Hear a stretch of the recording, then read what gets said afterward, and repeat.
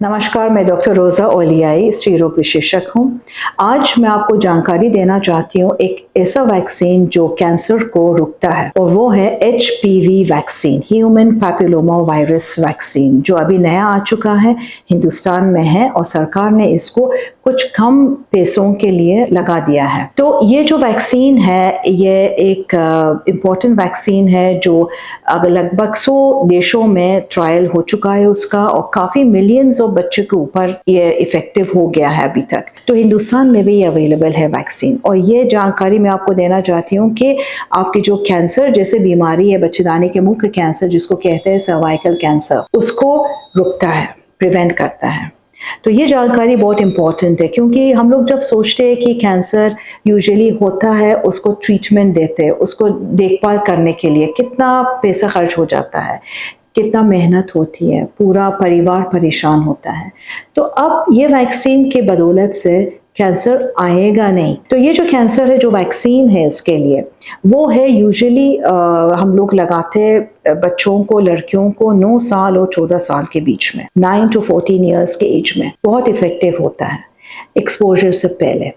तो अगर इस एज ग्रुप में अगर हम देखेंगे तो 2 डोजेस इसकी ज़रूरत होती है। ये एक डोज लगाएंगे आज और दूसरा डोज जो इंजेक्शन का है दूसरा लगाएगा 6 महीने के बाद। अगर बाय चांस 9 और 14 साल के बीच में आपकी मिस हो गया तो 15 और 40 साल के बीच में भी आपके पास टाइम है लगाने के लिए, लेकिन बेटर ये होता है कि आप जल्दी से जल्दी शादी के पहले इसको आप लगा दीजिए, एक्सपोजर होने से पहले, तो इसका इफेक्ट ज़्यादा बेटर होता है।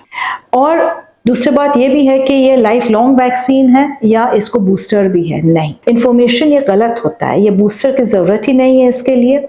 एक बार आपने लगा दिया तो इसको लाइफ लॉन्ग प्रोटेक्शन आपके बच्चों को, लड़कियों को मिल जाए। तो ये सबसे बेस्ट गिफ्ट आपके लड़कियों के लिए छोटे उम्र से है ये इंजेक्शन लगाना। लड़कों के लिए भी है इंजेक्शन, तो वो है उनका 9 to 26 ईयर्स ऑफ एज में जो लागू हुआ है।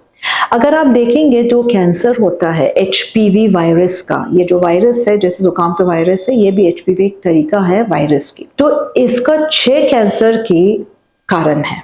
कौन सा कैंसर?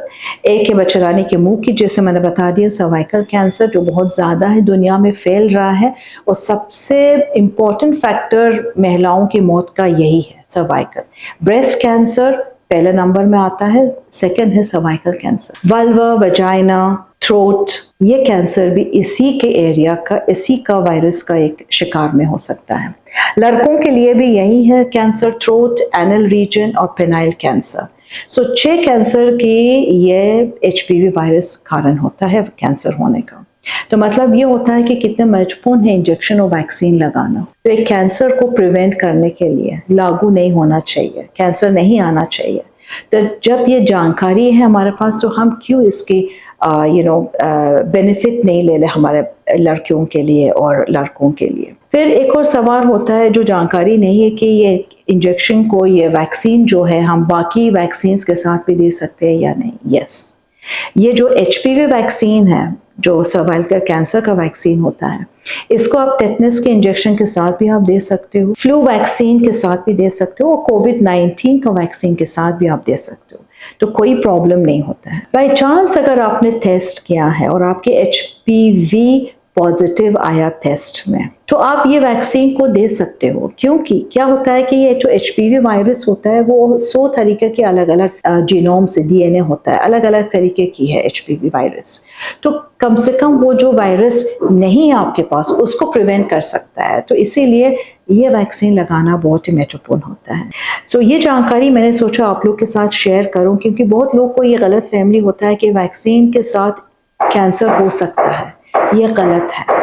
ये वैक्सीन लगाने के बाद आपकी ये जो कैंसर की, जो मैंने आपको बता दिया, इतने सारे कैंसर को प्रिवेंट होता है और कभी कैंसर जो बच्चेदानी के मुंह का है नहीं है। तो ये होता है कि जल्दी से जल्दी लगाना चाहिए, क्योंकि एक बार अगर इन्फेक्शन आपके पास आ गया है, जितना आप लेट करोगी इसका इफेक्ट कम होता है। तो रिमेंबर, 9 और 14 साल के बीच में लड़कियों के लिए अगर ये 2 डोज मिस हो गया तो नेक्स्ट होता है 15 साल के बाद लड़कियों को आप दे सकते हो, लेकिन उस समय फिर 3 डोज में देना है, जैसे 0, 2 and 6 months। तो ये अवेलेबिलिटी आप अपने गायनेकोलॉजिस्ट के पास, डॉक्टर के पास जाके आप जानकारी ले सकते हो। इंडियन एसोसिएशन ऑफ पीडियाट्रिशियंस का भी शेड्यूल है जो लड़कों के लिए है, बट अदरवाइज़ ये आपके शहरों में मौजूद है और कोई ज़रूरत होता है तो लगा सकते हो।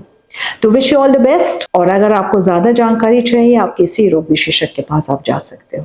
Thank you.